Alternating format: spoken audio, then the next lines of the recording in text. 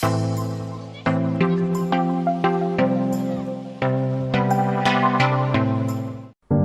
hasn't mankind returned to the moon? It's been 40 years after the moon landing.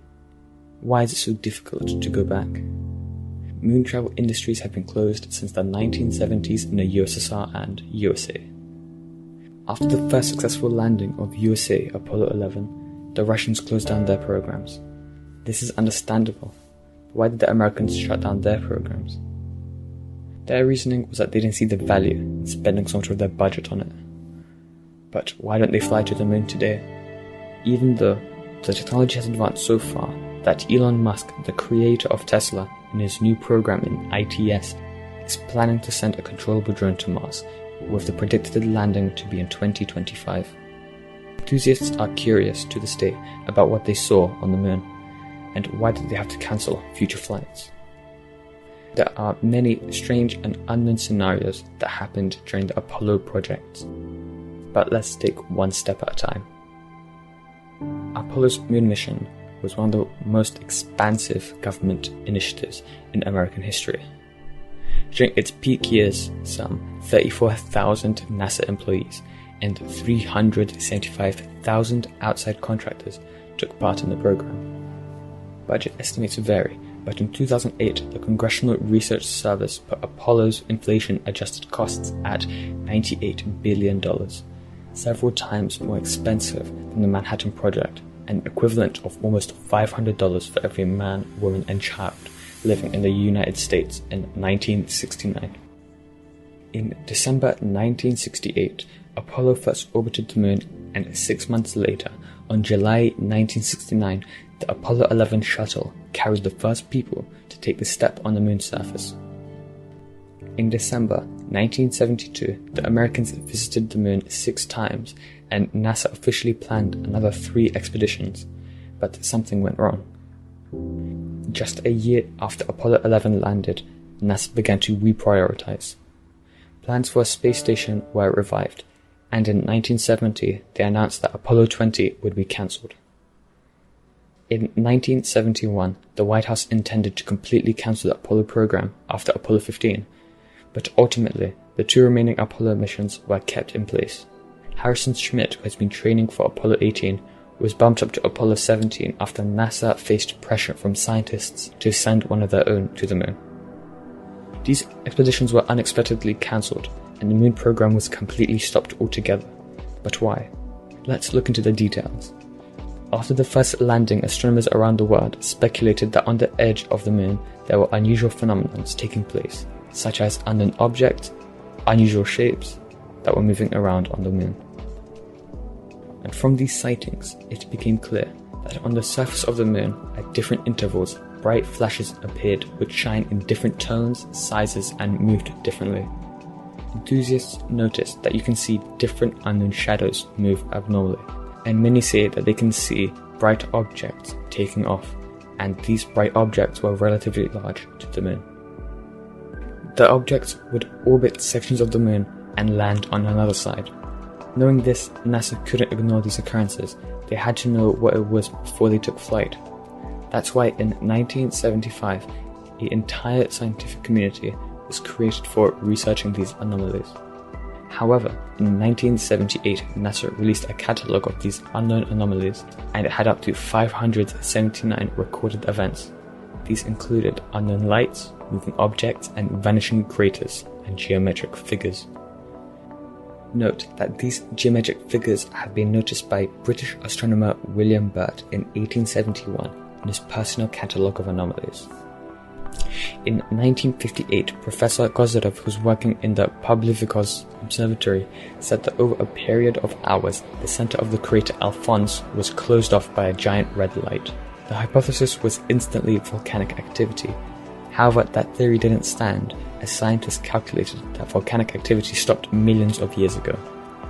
But what was it? Finally, it was time of flight. This moment was being watched by almost the entire population of the Earth. The Americans finally launched the shuttle Apollo with the crew on board. There was a direct radio line between the shuttle and base command, and many people noticed that the astronauts were saying unusual things. they noticed that they were talking strangely in key moments of the flight. It was as if the crew weren't saying things directly to the broadcast. 10 years since the first flight to the moon, the previous workers of NASA, such as Maurice Shetland, who was the project manager for the radio transmission of the moon program, had created a book named Our Ancestors Came from Space, in which he stated that he was listening to the direct line. According to him, Neil Armstrong said that he saw giant objects of unknown origin, which were a small distance away from the Apollo shuttle. After this, he talked about some pillar-shaped rocks, which weren't far from the landings of the space shuttle. Even another astronaut named Edwin Aldrin confirmed the existence of those pillars, and it generated a sort of light which was practically colorless. The sad thing was, the astronauts weren't allowed to say anything to the public, as they had signed a contract to keep quiet. It was speculated that after their second program to go to the moon, they were escorted by unknown objects. This fact was established by Earth observatories. 2 objects that were escorting the shuttle were exchanging lights. The first object was behind the shuttle, and the second was in front. The Americans always knew that something on the moon was unexplainable. Possibly, these expeditions were to figure out these abnormalities, but now let's go to the main point. There were multiple witnesses, including astronauts, who can confirm that NASA purposefully kept quiet and hid the photos and videos that came from the shuttle.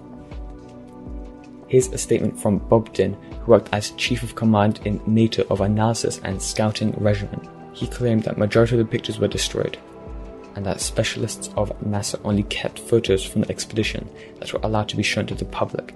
And that's why even now, if someone wanted to do their research, it would be impossible to find all the material.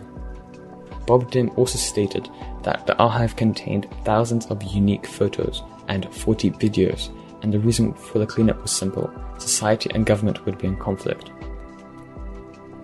It's understandable that the evidence of his words need to be taken with a pinch of salt, but it's important to remember that Bob Dinn and Edgar Mitchell, a previous astronaut, put their reputation on the line to confirm the existence of aliens, the fact that they visited us, and that they can confirm the crash in Roosevelt. Edgar Mitchell is convinced that not only do they visit Earth, but they interact with needed people. In direct interviews with Edgar Mitchell, he elegantly leaves interviews, as he and others signed the documents of remaining silent on this topic. In other interviews, Edgar Mitchell can confirm seeing objects with the rest of the crew, but cannot go deeper into the topic. Retired astronaut William Rutledge, which was on the Apollo 20 project, made this statement: "In the last 3 Apollo missions that were told to be cancelled were actually happening in secure secrecy."